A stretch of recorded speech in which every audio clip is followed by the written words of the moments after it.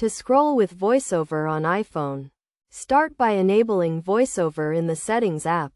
Go to Accessibility, then VoiceOver, and toggle it on. You will hear a voice guiding you through the process.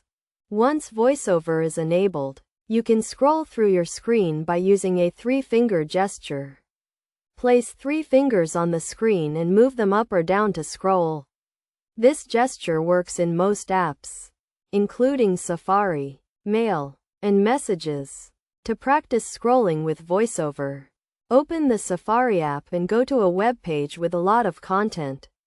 Place 3 fingers on the screen and move them down to scroll down the page.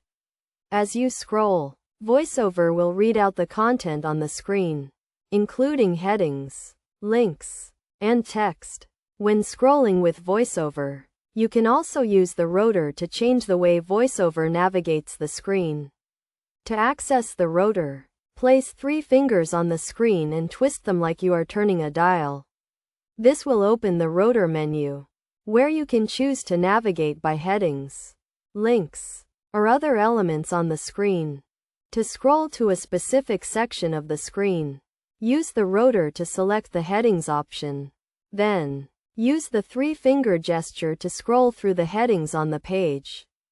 VoiceOver will read out each heading as you scroll, allowing you to quickly find the section you are looking for.